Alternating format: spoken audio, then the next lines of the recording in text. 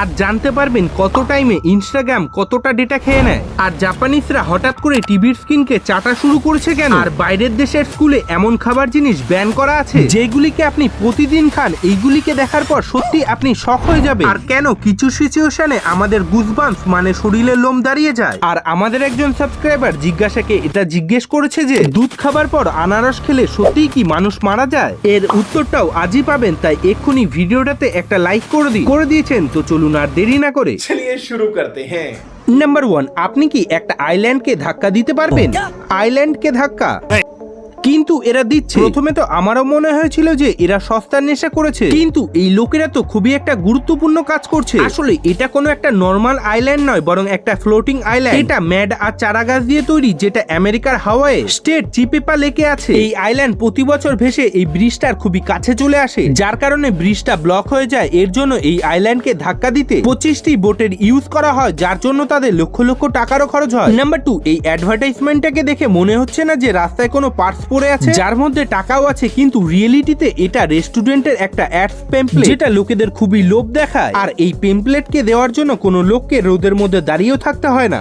Number 3, crore crore টাকার মেশিনও ওই কাজ করতে পারে না, যেটা এই হাঁসের দল নিমিষেই করে ফেলে। আসলে থাইল্যান্ডে কৃষকদের ফসলে যখন পোকা লেগে যায়, তখন ওই লোকেরা পোকা মারার জন্য কোনো কেমিক্যালওয়ালা ওষুধের ইউজ তো একদমই করে না, বরং ওই লোকেরা টাকা দিয়ে এই হাঁসের দলকে হায়ার করে, যারা জমিতে যেতেই সাফাই অভিযান চালু করে দেয়। আপনাদের বলে দিই, এই হাঁসের দল 100% অ্যাকুরেসির সঙ্গে জমিতে থাকা সব পোকা একদমই নিট অ্যান্ড ক্লিন পরিষ্কার করে দেয়। আপনার কি মনে হয় আমাদের দেশেও কেমিক্যালের বদলে এই হাঁসের দলের ইউজ করাটা কি ঠিক হবে? কমেন্টে আমাকে নিশ্চয়ই জানাবেন।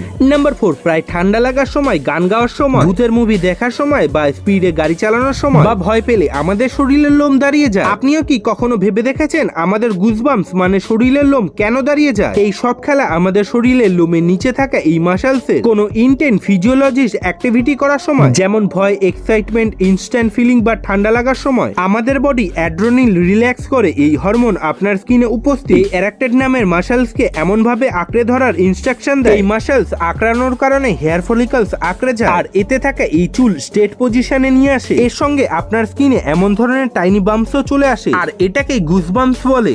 নাম্বার 5, যেমন কি আমরা সবাই জানি যে আমরা যখন কিছু বলি বা গান গাই, তখন ওই কন্ডিশনে আমাদের ভোকাল কর্ড একরকমের লেয়ারের মতন আলাদা আলাদা অ্যাঙ্গেলে খোলে, যার কারণে আমরা আওয়াজ পাই। কিন্তু এখন প্রশ্ন এটাই হলো, আমাদের মধ্যে কতজনই এমন লোক আছে যারা এই জিনিসটাকে থিওরির থেকে উপরে বাস্তবে নিজের চোখে দেখেছে? বন্ধুরা, এখন আপনাদের স্ক্রিনের উপরে একজন গায়ককে গান গাওয়ার সময় তার ভোকাল কর্ডে হওয়া মুভমেন্টের খুবই এক্সক্লুসিভ ভিডিও ক্লিপস দেখানো হচ্ছে। এটাকে দেখে আপনি অনুমান করতেই পারেন, যখন আমরা কিছু বলি তখন ওই কন্ডিশনে আমাদের ভোকাল কর্ড কিভাবে রিঅ্যাক্ট করে।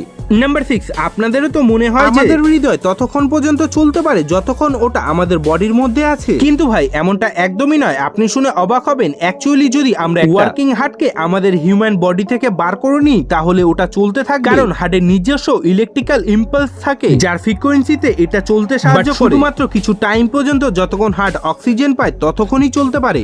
নাম্বার 7, আমি আপনাদের এটা বলতে চলেছি যে কত টাইমে ইনস্টাগ্রাম আপনার কতটা ডেটা খেয়ে নেয়। যদি আপনি 10 মিনিট রিলস দেখেন, তাহলে আপনার 64 MB শেষ হয়ে যাবে। ওই সময়টা 1 ঘন্টা হয়, তাহলে প্রায় 400 থেকে 600 MB। কিন্তু এই ডেটাটা আপনার নেটওয়ার্ক স্পিডের উপরে ডিপেন্ডেন্ট হয়, কারণ স্পিড যদি ভালো হয় সব ভিডিও অটোমেটিক্যালি হাই কোয়ালিটিতে চলবে, যার কারণে বেশি ডেটার ইউজ হবে। কিন্তু যদি আপনি সেটিংসে যে ডেটা সেভার মোড অন করেন, তাহলে আপনার ডেটা তো সেভ হবে, অবভিয়াসলি ভিডিওটা লো কোয়ালিটিতে চলবে। নাম্বার 8, বন্ধুরা, প্রায় আমাদের টিভিগুলিতে একটার থেকে আরেকটা ভালো ভালো খাবারের অ্যাডভার্টাইজমেন্ট তো দেখতেই পাই, কিন্তু আমার মতন আপনার মনেও এমনটা এসেছে যে যদি এই খাবারগুলিকে একবার টেস্ট করতে পারতাম। আমি আপনাদের বলি, এখন আপনি টিভিতে দেখানো খাবার দেখার সঙ্গে সঙ্গে ওই খাবারগুলিকে টেস্ট করতে পারবেন। কি বিশ্বাস হচ্ছে না? আসলে বন্ধুরা, খুব কম লোকেরই এটা জানে যে একজন জাপানিজ প্রফেসর দুনিয়ার সবথেকে প্রথম এমন টিভি বানিয়েছে, যেটা কি টিভির স্ক্রিনে দেখানো খাবারকে হ্যান্ড টু হ্যান্ড গন্ধ আর টেস্ট কেমিক্যালের সাহায্যে জেনারেট করতে পারে, যেটাকে যে কোনো লোক এমন ভাবে জিভ দিয়ে চেটে টেস্ট নিতে পারবে। বাস্তবে এই কনসেপ্টটা সত্যি অসাধারণ। নাম্বার 9, আমাদের স্কুলে এমন বহু খাবার নিয়ে যায় যেগুলি আমাদের আমাদের স্কুলে তো এলাও আছে, বাট বাইরের দেশের স্কুলে এই খাবারগুলি ব্যান আছে, যেমন সোডা। ইউএস এর মোর দ্যান 80% স্কুলে সোডা ব্যান করে রেখেছে, কারণ বাচ্চারা আনহেলদি সুগার খাচ্ছে এটা বলে। সেকেন্ড হলো আপনাদের সবার ফেভারিট চিপস। ইউকে তে 60% প্রাইমারি স্কুলে চিপস ব্যান করে দিয়েছে হাই ফ্যাট আর সল্ট কন্টেন্টের চক্করে। থার্ড হলো আমার আপনার ফেভারিট চকলেট বার। অস্ট্রেলিয়াতে কিছু স্টেটে যেমন কুইন্সল্যান্ডে চকলেট বারকে স্কুল ক্যান্টিন থেকে ব্যান করে দেয়। এনার্জি ড্রিঙ্কস, ফ্রান্সে এনার্জি ড্রিঙ্কস এর মতন রেডবুলকে স্কুল থেকে ব্যান করে দিয়েছে হাই ক্যাফেইন, হেলথের জন্য খুবই হার্মফুল হয়।